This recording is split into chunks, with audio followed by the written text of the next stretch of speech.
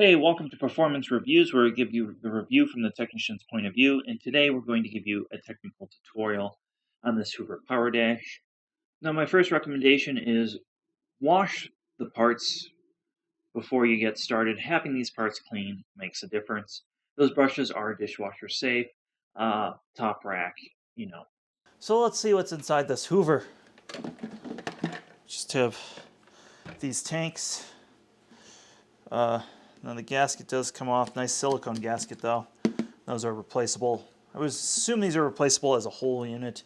I wouldn't try and get just the individual pieces. Generally Hoover just makes one or the other. And the first thing I'm going to tell you about this in the shop, and I'll put the Hoover 1-800 number up here, but if it's under warranty, do not take it apart. Bring it to your warranty center and have Hoover take care of it and front the bill for that. And they're very good about doing that.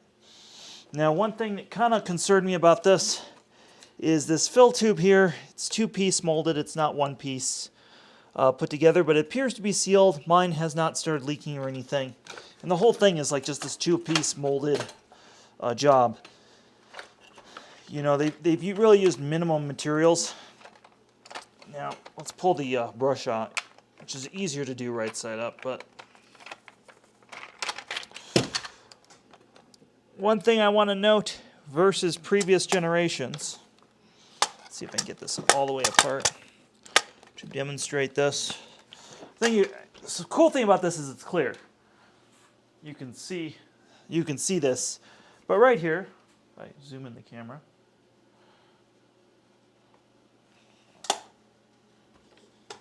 right here you can see the motor, and that's what's powering the bristles. In previous generations of these machines, these were powered off the suction of the motor, which really hindered performance. So it's nice to see a separate motor there powering the brushes. Now, I liked when we were putting this together and it was Toolless Assembly. If you need to, for some reason, take this handle off, it is just a button lock, and I think that's a brilliant thing in case you need to change this handle apart. Well, so far to take it apart, it's very simple. If you need to change out this motor, which has a little bit of a gearing assembly, which is open top and ventilated, you can see the nylon gears in there. Potentially these might need to be lubricated. I kind of doubt it though. They're probably lubricated for the life of the machine. The swivel neck on this is just plastic on plastic, nothing special there, and the pedals underneath. Now that we have it apart like this, which by the way, all the same screws, I really like that, dig that, we should be able to go further into the unit and start breaking the halves apart, because I'm curious to see what's inside here, what the motor looks like, and stuff like that.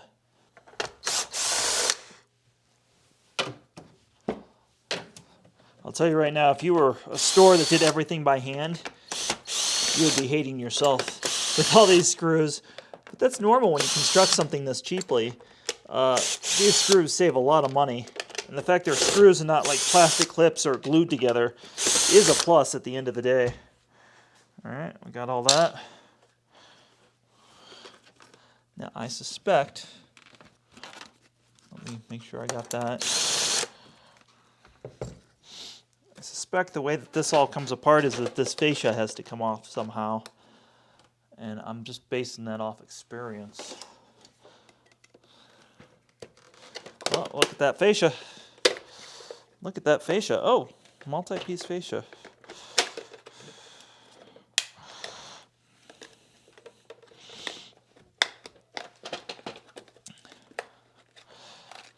Underneath this fascia we have another screw. Ho ho ho. Machine is letting me know all its secrets now.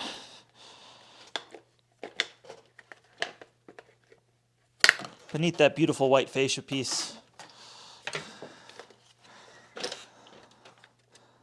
What also lies underneath here?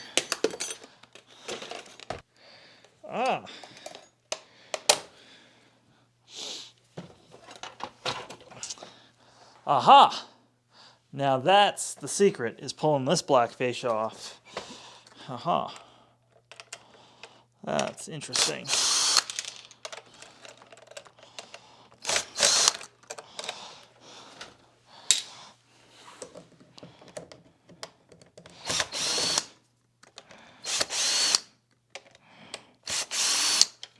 Alright, now we all make sense. Oh good, I didn't damage anything. Despite me really prying on that, scratching that up. And there's our last screw, holding it together.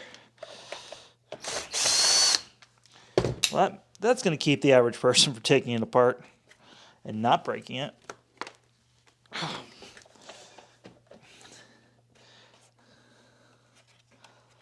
Alright, well that should just pull it apart now.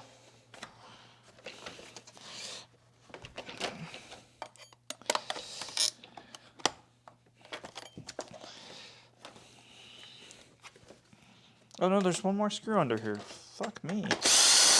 That makes more sense now.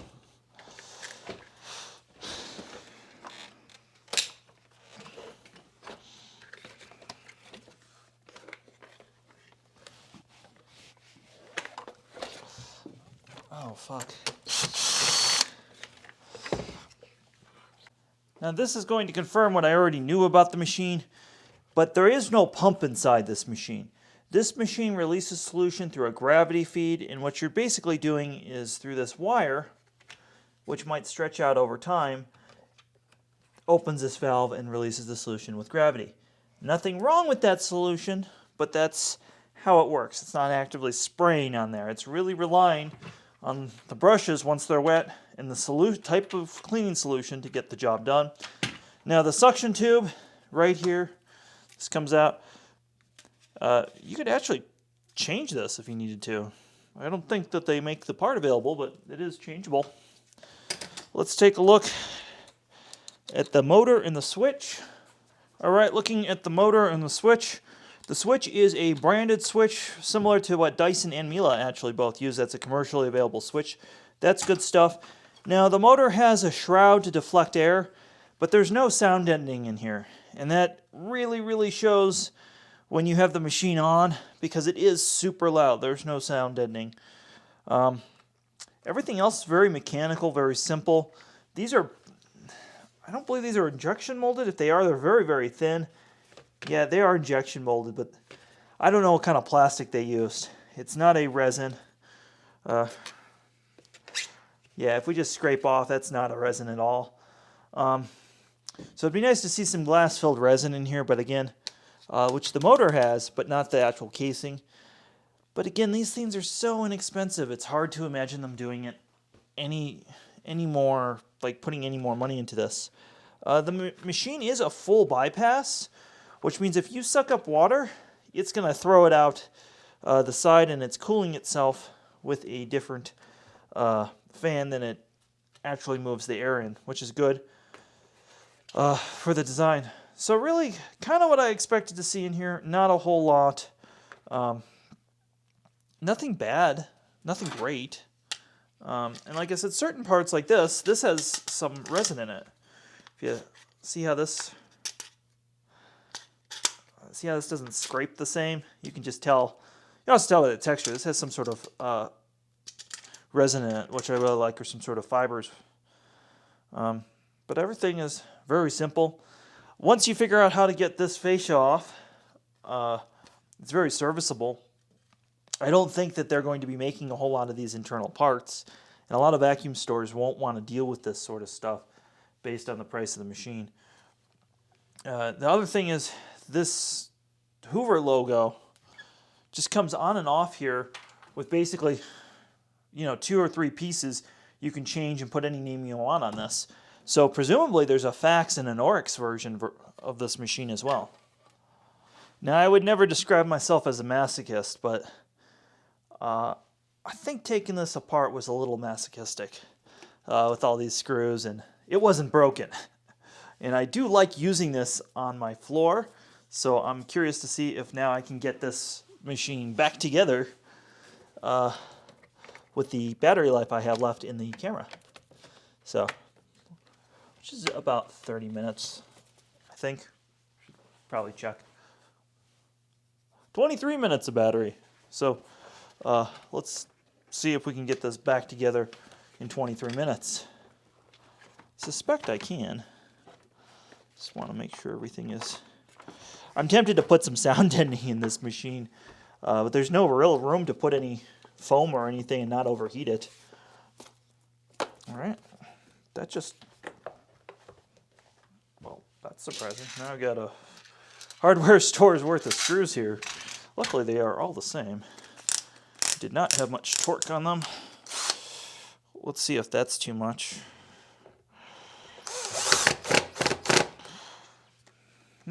That'll work. Start putting them together.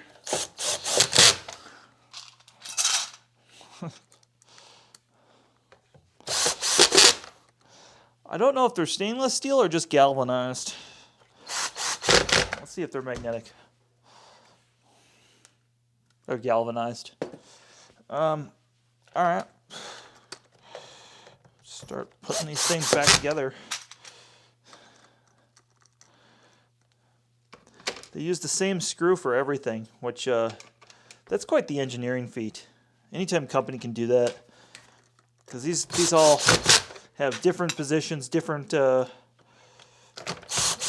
reasons they're there, but really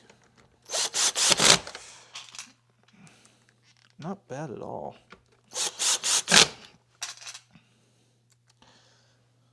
Look, I left one of these screws in here.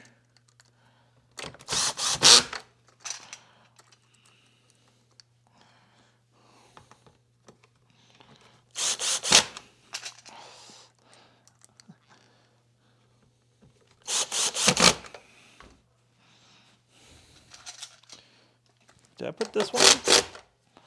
All right, because some of these go to the base.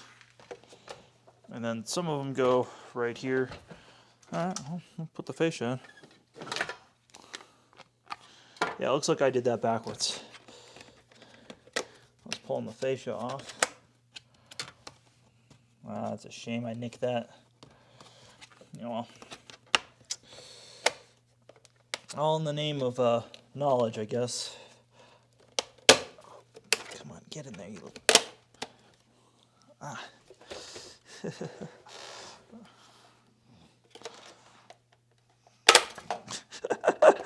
Oh, I'm glad I got that on camera.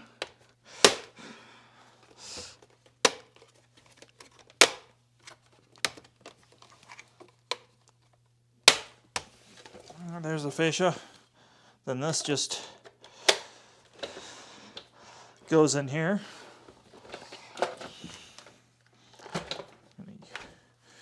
And we've got some screws. And that's why this top part felt so solid, because of how this is all locked together.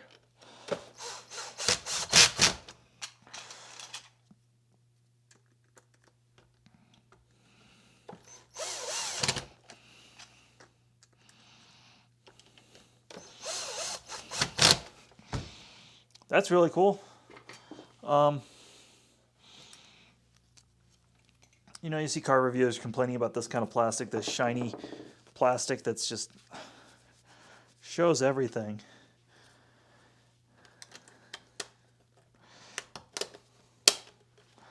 This piano glass plastic.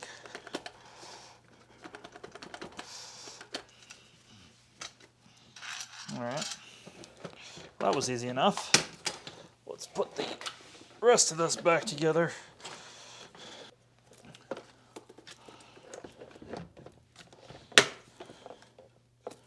Now when you're putting this together, there's a bridge reflector here. It just tucks in here along with those. Just keep that in mind. Don't like pinch that bridge reflector, because that's what converts AC to DC for this little DC motor.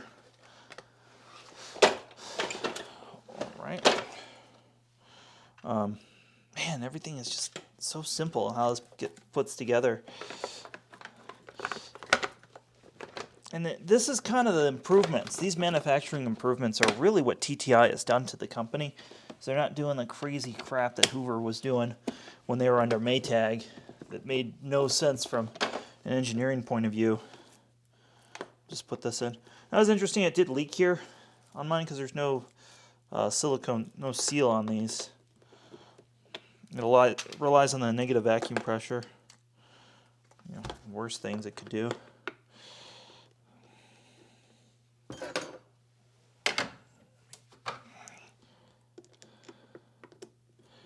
Real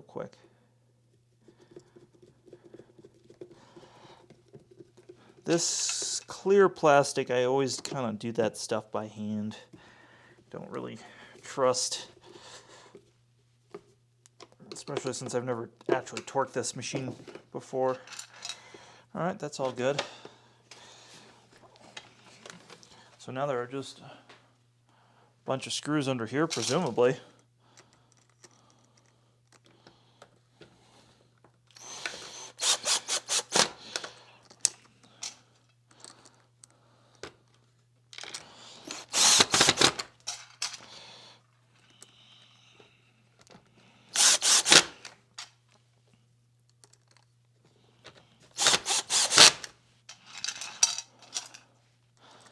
Last 3 screws.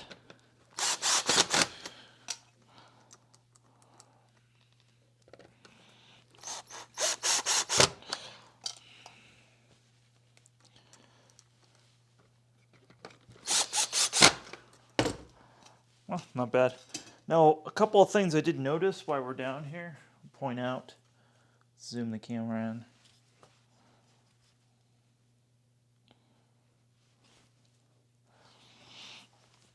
The bar here that diffuses the water is removable. It's just like clipped in there. If you ever had problems, you were using the wrong solution, you have really hard water, you might pull this out and soak it in vinegar. This guy just kind of clips in and out with these clips on the base. So if this starts falling out, it most likely is not this. This is made out of some sort of resin. This clear plastic is much more likely to break. You can get these brush bar blocks separately, and what's nice is this one says front, so you know that goes towards the front of the machine. And just kind of give it a twist until it lines up. All very simple how that gets put together, and this just kind of clicks into place.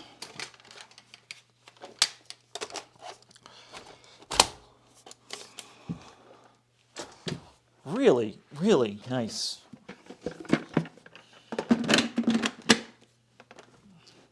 Let's see if I did everything right.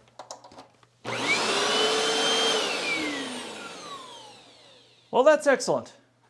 Thank you, folks, for tuning into Performance Reviews, where I give you the review from the technician's point of view. Of course, if this is under warranty, bring this to your local authorized dealer. Do not try this at home. I'm what you call professional. Consider a subscription. Hit that bell notification. That helps us out a whole lot, more than you could ever imagine. If you really like these kind of videos, check out our Patreon and have yourself a wonderful day.